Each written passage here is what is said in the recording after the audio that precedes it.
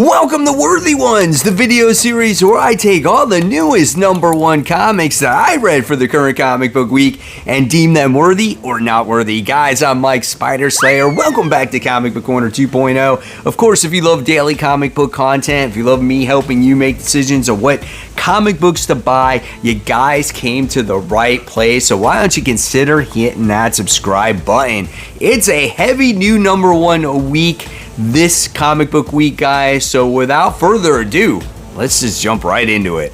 Free Agents issue 1, a giant-sized comic for a bargain price of $4. I think it's 40 pages. This one's written by Kurt Busiek, and the art is done by Stephen Mooney. When you look at the artwork in this comic, it's all right at times. I think there were some good action scenes in the book. The colors were all right. There's a bunch of what I think is original characters in this comic, and it's about this, I guess, about a bunch of heroes. They fought and they won this war, and now they're like stranded on Earth, I guess, and they're trying to make a life home at Earth. Like, honestly, I can tell you that I really didn't understand what I read here. This book was all over the place, which means for me, not worthy. And again, I'll go into a little bit more detail why. So when you have an independent comic book, right, and you're not familiar with any of the characters, I feel like character development is super important. Now, it's hard enough to learn a brand new character, right, in an independent comic. But when you get introduced to a bunch of them, an entire team worth of characters within the first 2 pages, and then you're expected to know everything about them, the world that they're living in, what they suffered through, it's just complete overload, and it goes all over the place. Right away, you're introduced to this main guy by the name of Rico. So that's like 1, 2, 3, 4, 5 different characters right from the start, and how they won this war and why they're stuck on Earth, and all their different power sets and all their different relationships and just things that they're struggling through. And you're just like, what? Who's that guy? Who's this person? Who's that person? What are they fighting for? What's the purpose of this comic book? Where I'll go for an example like Rook Exodus, right? That is a comic book that introduced that main character of Rook, and they introduced you to him. They introduced to the world what happened to it, and then they slowly introduce other characters involved so you're not as overwhelmed. That's how you do an independent comic book when you're not familiar with, characters, right? Because it's going to take you time to know the characters. Same thing like Walking Dead. It's like they introduced you to Rick. They didn't introduce you to the entire camp right from the start, right? So that's where this comic book lacked. And with the freaking book being all over the place, yeah, this is not going to be continued for me. This is definitely a skip. Save your money on this one. I think this was a total miss, unfortunately, and I'm going to give this one a D-. This definitely was a pretty poor comic book. You get definitely enough pages here. I thought the artwork was okay. I can kind of see what they were getting at, but just not for me. Werewolf by Night Blood Hunt issue 1. Marvel really starting to push like the supernatural style of books, like more than ever, right? With the release of Blood Hunt, all the tie-ins, Wolverine, Ghost Rider books, and I was really interested to see what this book had to offer, how it really tied into the Blood Hunt events. This one is 28 pages for the price of $5. This book is done by Jason Liu, and the art is done by Adam Gorham. The artwork is not bad. It's very dark, which you can expect for a book that's on the darker side of things, right? The one thing that you hope for in this comic is seeing the werewolf, right? And the one thing that this book suffered from was not seeing enough of the werewolf himself. And that was a letdown for me. We honestly get to see the werewolf really for the first time in this comic book towards the last 1, 2 pages, maybe 3 pages of this comic.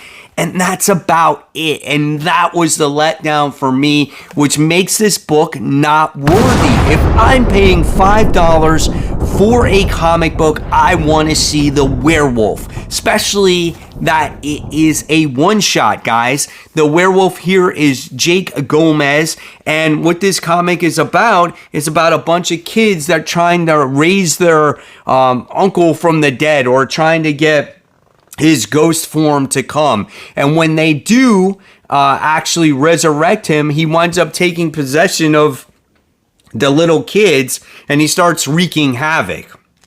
And then what happens is we wind up seeing him trying to leave this amusement park that they're at.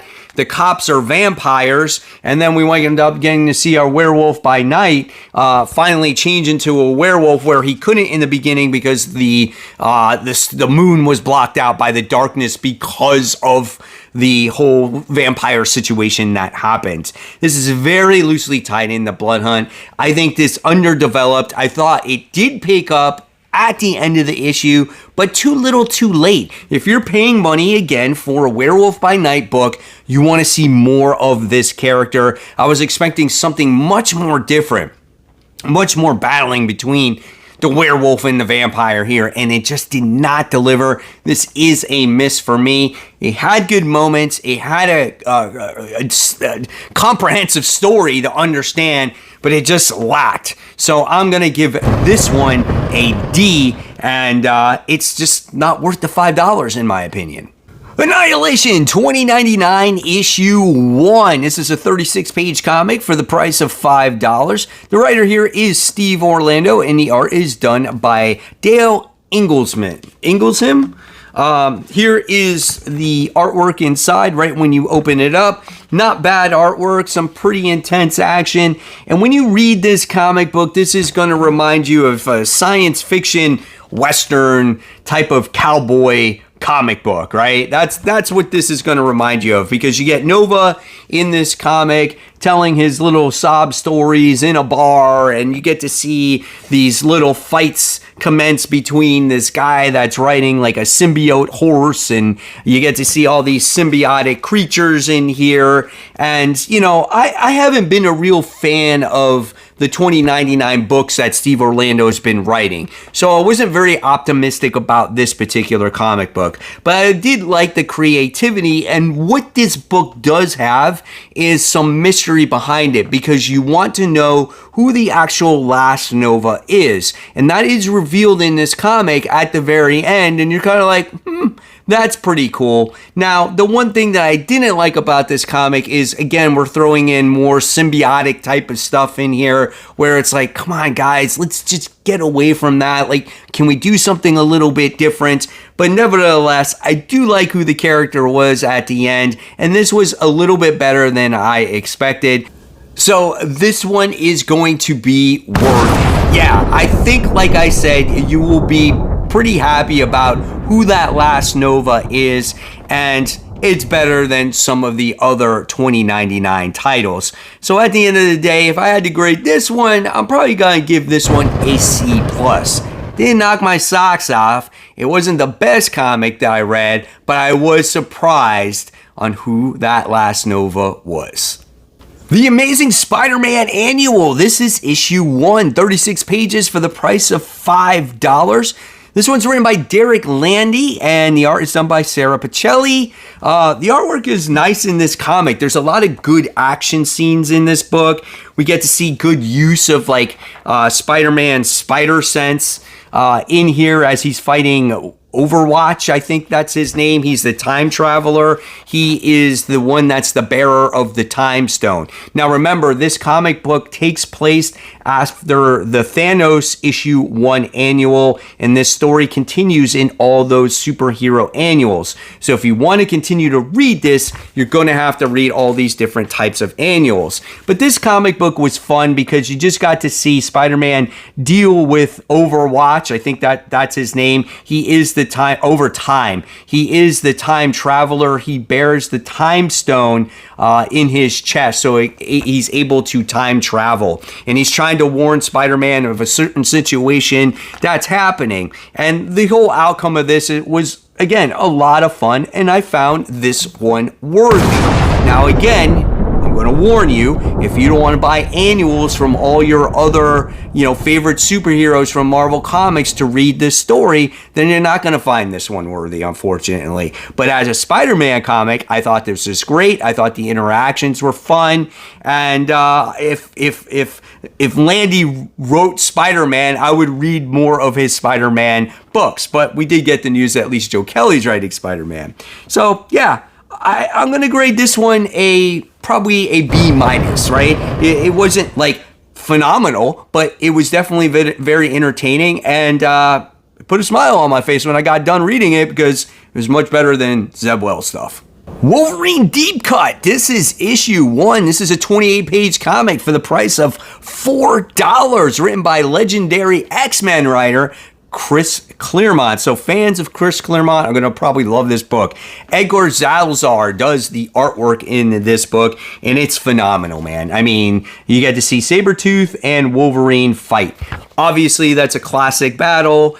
We get to see Storm and Kitty in this book, and this book does take place in the time frame of, I think it was Uncanny X-Men 246, as you see Logan go on a mission that has to do with Sabretooth.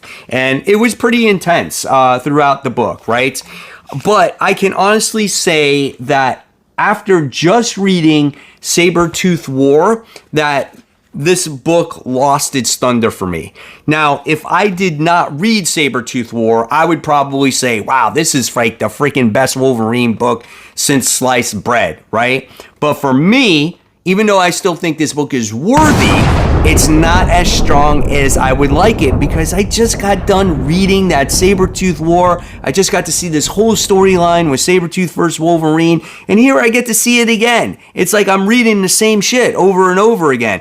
Not that this is bad, but it's just that stole the thunder from this comic book. It's beautiful artwork. There's beautiful fight scenes. Logan is awesome. It's great to see Storm and Kitty Pryde, but there's just something here where I was like, it's not fantastic. But the thing that might make this better is we might get away from the Wolverine aspect of this comic book, and we might get the main bad guy in the next issue, which is Mr. Sinister, which could bump this up a little bit for me. So I will definitely keep reading this. Probably, again, just reading that Sabretooth War just did not get me as excited when reading this, but I'm going to give this one a solid B, and we'll see where this one continues to go. Hopefully they don't bring back the real Sabretooth. Hopefully it's just Sinister and maybe some other villains, because I am tired of Sabretooth. Moon Knight, Fist of Khonshu, issue 0. So this was the secret comic book that was being released at comic shops that people supposedly didn't know about, and then there's this variant comic and everything else. So this one is written by Jed McKay, and the art is done by Alessandro Cappuccino. I can't say his name right. The artwork in this comic book, as usual, is phenomenal. It's just like the Vengeance of Moon Knight that's going on. And what this book accomplishes here is it's a perfect 0 issue. It's letting people know what's been going on in Moon Knight, who the cast of characters are, what Khonshu thinks of all these types of different characters, obviously the personalities of Moon Knight, and all those different things. And I thought this was a great idea to release to people to just get new readers on board, or to get you caught up if you haven't been reading Moon Knight, because obviously Moon Knight will be returning very, very soon. So I thought this book was very much worthy.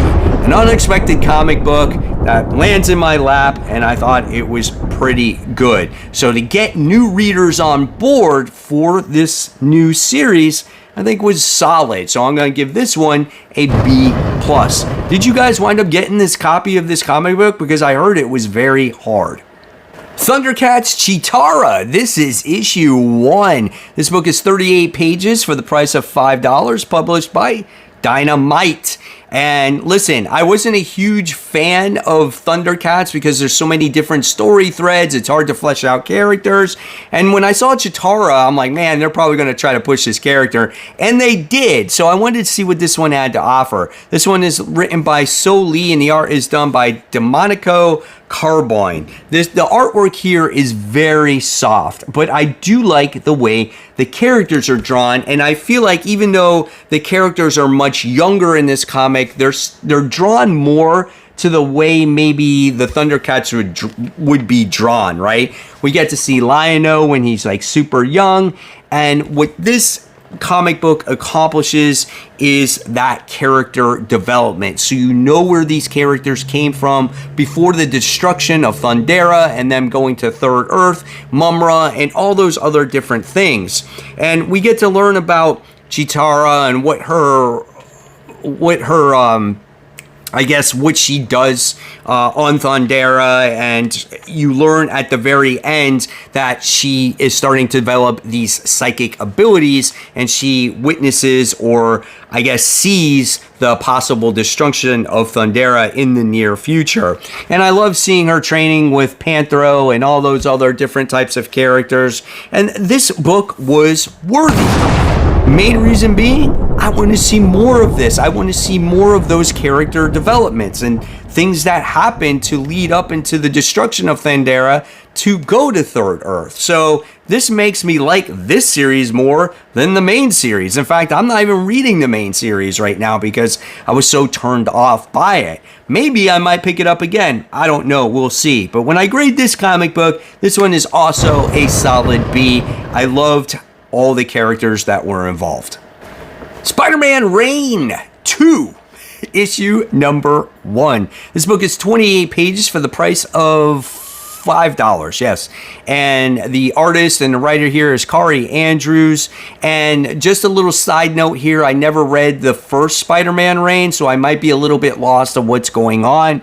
But I did think that this was a pretty solid jumping on point for readers, because it got you understanding of what happened to Peter, what happened to Mary Jane, where Peter Parker has been and how he's much older now.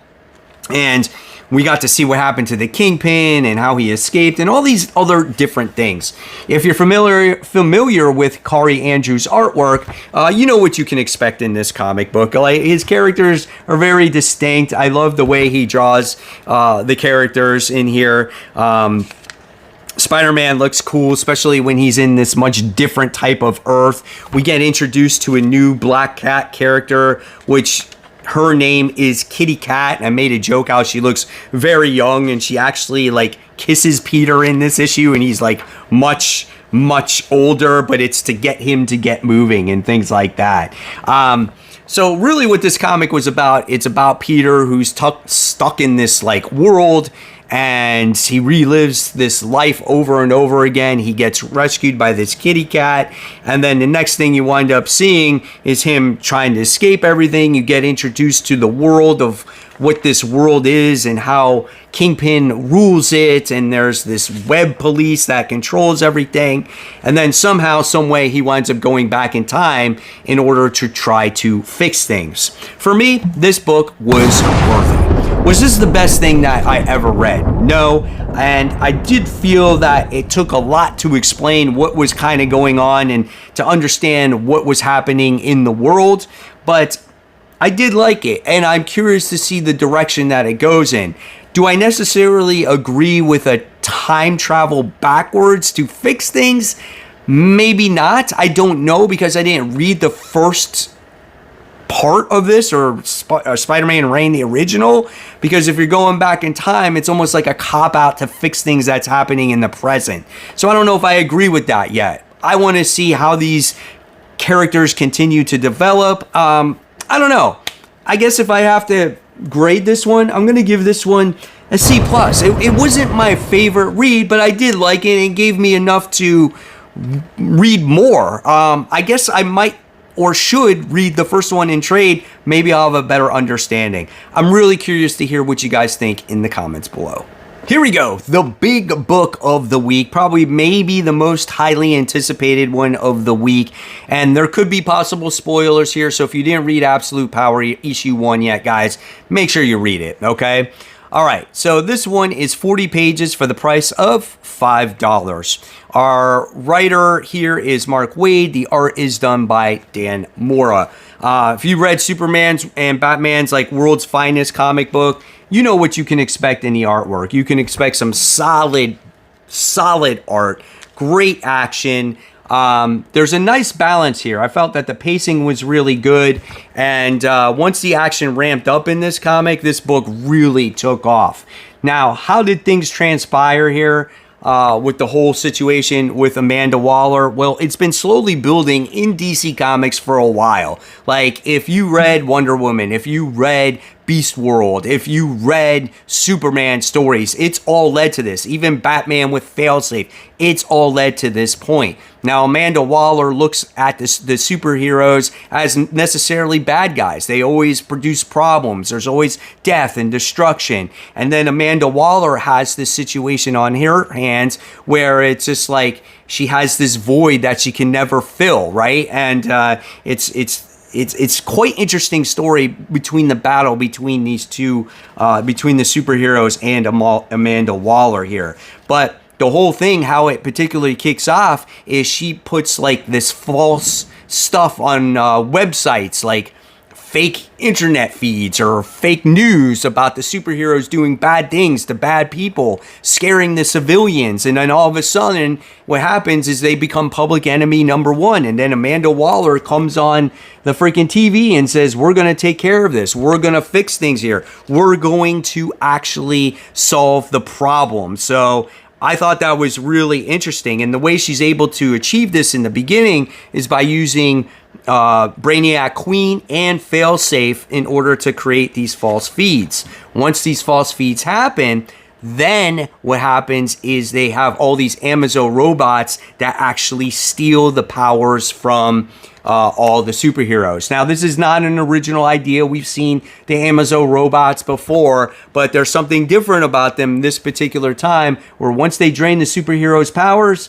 they're not going to get those powers back. How do our heroes prevail? Where are you going to find that out within the next 3 issues, I'm sure, of Absolute Power and those tie-ins. This book, for me, was absolutely worthy. I thought this was a great kickoff to the event. I thought the build-up to this event was really good. So I think if you're weary about this event, I don't know, you might want to give this one a try, guys. I think this might be the real deal for DC Comics. If they can make all strong issues here, this could be the best DC event in possible years. So at the end of the day, I'm going to give this one an A+. This was my favorite book of the week so far out of the books that I read, and it makes me want to continue more.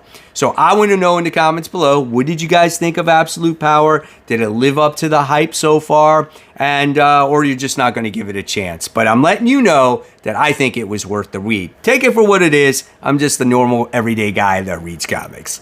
So there you have it, webheads. There was your supersized Worthy Ones episode this week. There was like 9 issue 1s or 8 issue 1s into issue 0. I want to know all the comments down below and what you thought was your favorite issue 1 comic of the week. And if you love the content, always more content right here for you to click on. In fact, this is my latest comic book haul showing off every book I picked up for the current comic book week.